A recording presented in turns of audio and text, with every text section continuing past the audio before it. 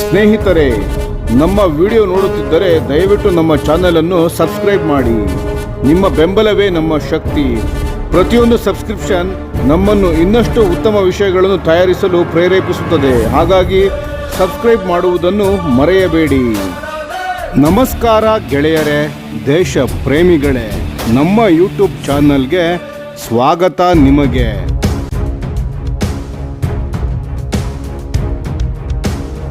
ಎರಡು 2029 ಒಳಗೆ hypersonic LRA SHM ಸೇರ್ಪಡೆಗೆ ಭಾರತದ ವೇಗ.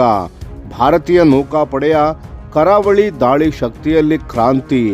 ಭಾರತೀಯ ನೌಕಾಪಡೆ ಮತ್ತು DRDO ಒಟ್ಟಾಗಿ ಭಾರತದ ಸಮುದ್ರ ರಕ್ಷಣಾ ಸಾಮರ್ಥ್ಯವನ್ನು ಸಂಪೂರ್ಣವಾಗಿ ರೂಪಾಂತರಗೊಳಿಸುವ hypersonic long range antiship missile LRA SHM ಯೋಜನೆಯನ್ನು ಅತ್ಯಂತ ವೇಗವಾಗಿ ಮುನ್ನಡೆಸುತ್ತಿದೆ. ಉನ್ನತ ಮೂಲಗಳ ಮಾಹಿತಿಯ ಪ್ರಕಾರ ಈ ಅತ್ಯಾಧುನಿಕ ಕ್ಷಿಪಣಿಯನ್ನು 2029 ಒಳಗೆ ನೌಕಾಪಡೆಯ ಸೇವೆಗೆ ಸೇರಿಸುವ ಗುರಿಯೊಂದಿಗೆ ಪರೀಕ್ಷೆಗಳು ತೀವ್ರವಾಗಿ ನಡೆಯುತ್ತಿವೆ. ಹೈಪರ್ಸಾನಿಕ್ ಶಕ್ತಿಯ ಅರ್ಥವೇನು ತಿಳಿಯೋಣ ಬನ್ನಿ.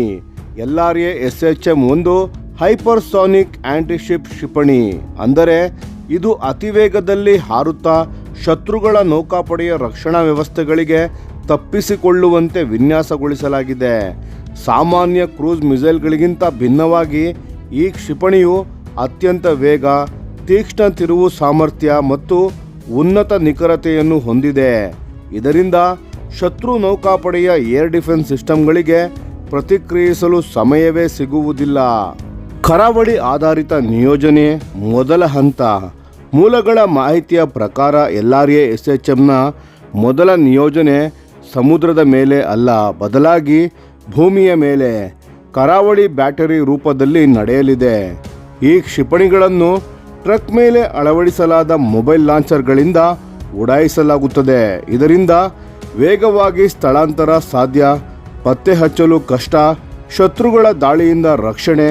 ಈ ವಿಧಾನದಿಂದ ನೌಕಾಪಡೆಯ ಅಮೂಲ್ಯ ಹಡಗುಗಳನ್ನು ಬಳಸದೆಯೇ ಶಕ್ತಿಶಾಲಿ ತಡೆಗಟ್ಟುವಿಕೆ ಸಾಧ್ಯವಾಗುತ್ತದೆ. ಸಿ ಡಿನಯಲ್ ತಂತ್ರ ಶತ್ರು ಸಮುದ್ರಕ್ಕೆ ಪ್ರವೇಶಿಸದಂತೆ ತಡೆಯುವುದು. ಕರಾವಳಿಯ ಪ್ರಮುಖ ಭಾಗಗಳಲ್ಲಿ ಈ ಹೈಪರ್ಸಾನಿಕ್ ಕ್ಷಿಪಣಿಗಳನ್ನು ನಿಯೋಜಿಸುವ ಮೂಲಕ ಭಾರತವು ಶತ್ರು ಯುದ್ಧ ನೌಕೆಗಳು ಹಾಗೂ ಏರ್ಕ್ರಾಫ್ಟ್ ಕ್ಯಾರಿಯರ್ಗಳನ್ನು ದೂರದಲ್ಲೇ ತಡೆಹಿಡಿಯಲು ಸಾಧ್ಯವಾಗುತ್ತದೆ.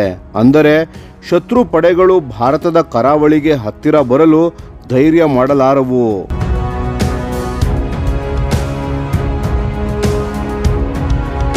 ಚೀನಾ ಮತ್ತು ಪಾಕಿಸ್ತಾನ ಎರಡು ಗುರಿ. ಚೀನಾದ ವಿರುದ್ಧ ಈ ಕ್ಷಿಪಣಿ ಕ್ಯಾರಿಯರ್ ಸ್ಟ್ರೈಕ್ ಗ್ರೂಪ್ಗಳನ್ನೇ ನಿಷ್ಕ್ರಿಯಗೊಳಿಸುವ ಸಾಮರ್ಥ್ಯ ಹೊಂದಿರುತ್ತದೆ.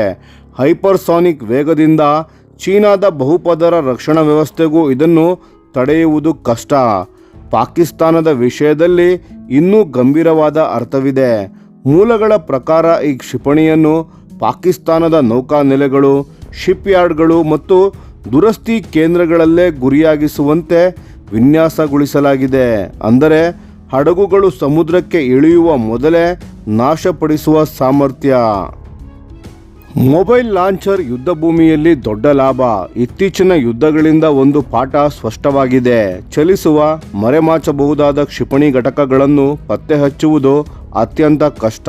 ಅದಕ್ಕಾಗಿಯೇ LRA SHM ಅನ್ನು ವೇಗವಾಗಿ ಸ್ಥಳಾಂತರ ಮಾಡಬಹುದು, ಮರೆಮಾಚಬಹುದು, ಸಮುದ್ರದ ಮೇಲ್ವಿಚಾರಣಾ ವ್ಯವಸ್ಥೆಗಳ ಜೊತೆ ನೆಟ್ವರ್ಕ್ ಮಾಡಬಹುದು. ಇದರಿಂದ ಕರಾವಳಿ ಯುದ್ಧಕ್ಕೂ ಶಾಶ್ವತ ಭೀತಿಯ ವಲಯ ನಿರ್ಮಾಣವಾಗುತ್ತದೆ. ನೌಕಾಪಡೆಗೆ ದೊಡ್ಡ ತಂತ್ರಾತ್ಮಕ ಲಾಭ. ಇದರಿಂದ ಭಾರತೀಯ ನೌಕಾಪಡೆಯ ಹಡಗುಗಳು ಮತ್ತು ಸಬ್ಮೆರಿನ್ಗಳು ದಾಳಿ ಕಾರ್ಯಾಚರಣೆಗಳಿಗೆ, ಎಸ್ಕಾರ್ಟ್ ಮಿಷನ್ಗಳಿಗೆ ಮುಕ್ತವಾಗಿ ಬಳಸಿಕೊಳ್ಳಬಹುದು. ಕರಾವಳಿ ಬ್ಯಾಟರಿಗಳು ಹಿನ್ನೆಲೆಯಲ್ಲಿ ಬಲವಾದ ರಕ್ಷಣಾ ಕವಚವಾಗಿ ಕಾರ್ಯನಿರ್ವಹಿಸುತ್ತವೆ. ಭವಿಷ್ಯದಲ್ಲಿ ಈ LRA SHM ಅನ್ನು ಹಡಗುಗಳಿಂದ, ವಿಮಾನಗಳಿಂದ ಉಡಾಯಿಸುವ ಆವೃತ್ತಿಗಳಾಗಿಯೂ ಅಭಿವೃದ್ಧಿಪಡಿಸುವ ಸಾಧ್ಯತೆ ಇದೆ. ಆದರೆ ಮೊದಲ ಹಂತದಲ್ಲಿ ಭೂ ಆಧಾರಿತ ವ್ಯವಸ್ಥೆಯೇ ಅತಿವೇಗ ಮತ್ತು ಕಡಿಮೆ ವೆಚ್ಚದ ಪರಿಹಾರವಾಗಿದೆ. 2029 ಭಾರತದ ತಂತ್ರಶಕ್ತಿಯಲ್ಲಿ ಹೊಸ ಅಧ್ಯಾಯ. 2029 ಒಳಗೆ ಈ ಕ್ಷಿಪಣಿ ಸೇವೆಗೆ ಸೇರ್ಪಡೆಯಾದರೆ ಭಾರತವು ಹೈಪರ್ಸೋನಿಕ್ ಆಂಟಿಶಿಪ್ ಶಸ್ತ್ರಾಸ್ತ್ರ ಹೊಂದಿರುವ ಅತಿ ಕಡಿಮೆ ದೇಶಗಳ ಪಟ್ಟಿಗೆ ಸೇರುತ್ತದೆ. ಇದು ಕೇವಲ ತಂತ್ರಜ್ಞಾನದ ಸಾಧನೆಯಲ್ಲ, ಇದು ಭಾರತದ ನೌಕಾತಂತ್ರದಲ್ಲೇ ದೊಡ್ಡ ಬದಲಾವಣೆ. ಇನ್ನು ಮುಂದೆ ಭಾರತ ಶತ್ರು ನೌಕಾಪಡೆಗಳನ್ನು ಸಮುದ್ರದಲ್ಲಷ್ಟೇ ಅಲ್ಲ, ಕರಾವಳಿಯಿಂದಲೇ ಬೆದರಿಸುವ ಶಕ್ತಿ ಹೊಂದಿರುತ್ತದೆ.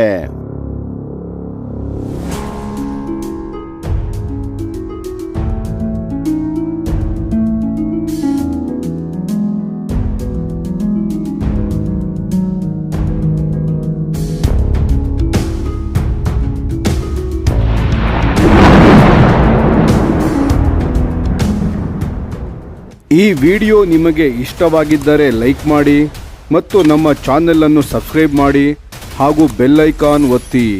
ಯಾವ ಅಪ್ಡೇಟ್ಗೂ ಮಿಸ್ ಆಗಬೇಡಿ. ಡಿಫೆನ್ಸ್ ಸುದ್ದಿಗಳನ್ನು ತ್ವರಿತವಾಗಿ ಪಡೆಯಿರಿ. ನಿಮ್ಮ ಬೆಂಬಲವೇ ನಮ್ಮ ಶಕ್ತಿ. ಭಾರತ ಬಲಿಷ್ಠವಾಗಲಿ ಎಂದು ಆಶಿಸುತ್ತಾ ಭಾರತ ಮಾತೆಗೆ ಜೈ. ಧನ್ಯವಾದಗಳು.